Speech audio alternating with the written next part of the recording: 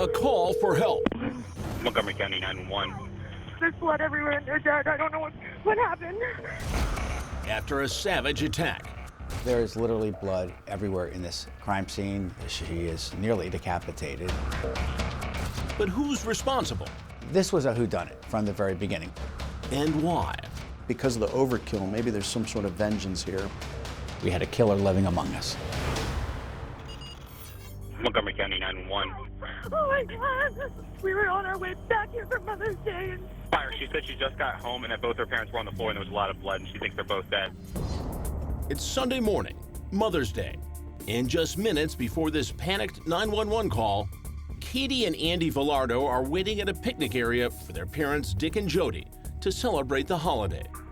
But their folks are a no-show.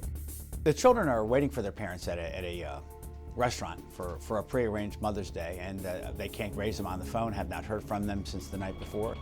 Concerned, the kids rush to their parents' home in the upscale neighborhood of Rockville, Maryland.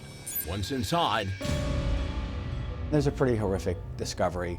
There is literally blood everywhere in this crime scene, on doors, walls, floors, ceilings. Police are on scene within minutes of the 911 call. They follow the blood trail to the backyard. Their mother is on the floor with multiple catastrophic injuries, most notably to her neck. She is nearly decapitated. And just outside the back patio door, another grim discovery. The father, just a few feet away from his wife, he had made his way out the back sliding glass door, collapsed on a back patio, and he has multiple injuries, more than 40 stabbing injuries. They've obviously been deceased for some period of time. Dick and Jody Villardo's last contact with their kids was a phone call around 9 p.m. the night before. The couple spent the evening with friends at a nearby casino and returned home sometime after 11 p.m. But what horrific events occurred from Saturday night to Sunday morning? This was a whodunit from the very beginning. If you look at the crime scene, it almost immediately tells you someone attacked this man as he lay in bed and then basically savagely also attacked his wife. And who would want to kill Dick and Jody Villardo? The happily married couple of 40 years built a successful life in the community of Rockville, and they were actively involved in local charities. He was a great guy who obviously had financially been very, very successful in his life, as his wife had. He had raised 2 great kids. He had a beautiful home. This was a neighborhood where double homicides don't occur. Police searched the home. They immediately discover the point of entry, a den window, a screen is cut, and lock jimmied. Then, bloody footprints everywhere.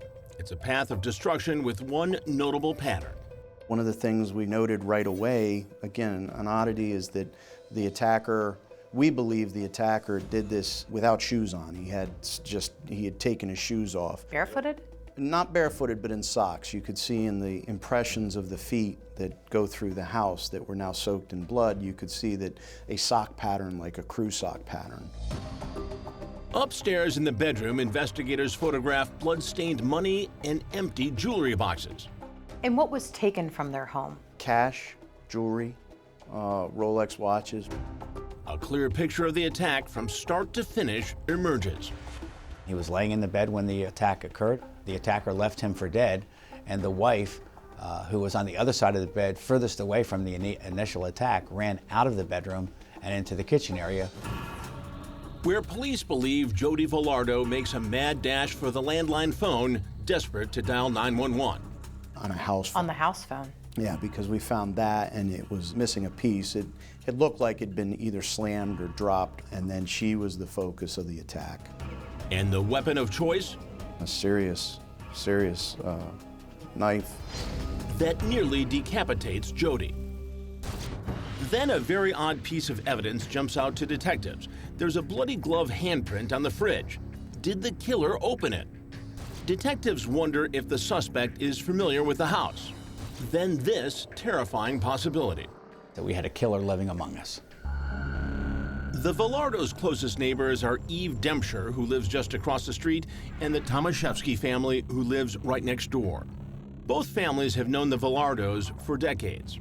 Eve Dempscher is an elderly woman who is home at the time of the attacks, and the Tomaszewski family is currently on a cruise in Alaska. And the other neighbors living around the Villardos? Well, they don't actually strike the cops as prime suspects.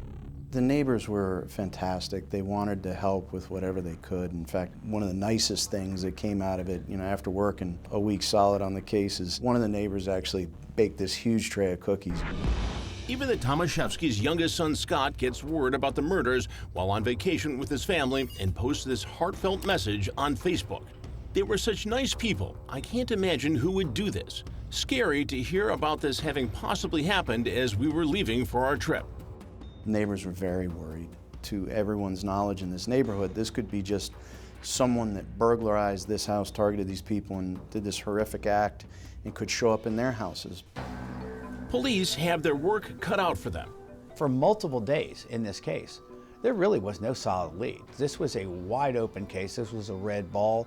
No one really had an idea as to who was responsible for it. The Velardos had been at the nearby casino the night they died. Police investigate if there was a connection, and they have good reason to believe there might have been one. We were dealing with a rash of robberies of people that had gone to casinos and then been followed from the casino and robbed once they got to their residences. We had initial information that the Velardos had testified in a federal case. And so that's always in our minds that, okay, maybe because of the overkill, maybe there's some sort of vengeance here. And another possible lead pointed to local landscapers. We had information that there were some woodchuckers in the neighborhood, people that were going around asking neighbors, hey, can I cut some trees down on your property? They're kind of a transient group that just move around the neighborhood.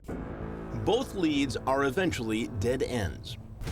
Then cops finally get the break they've been waiting for from one of their own. A retired police officer who called in who said, hey, by the way, let me tell you about something that happened years ago. Coming up, all of a sudden, you have this golden suspect that's staring you in the face. was the killer closer than anyone thought? And He lives right next door. He knows the house. He has burglarized the house directly across the street. He is a #1 suspect. Come on up here with me. we go searching for answers. Did you help hide evidence?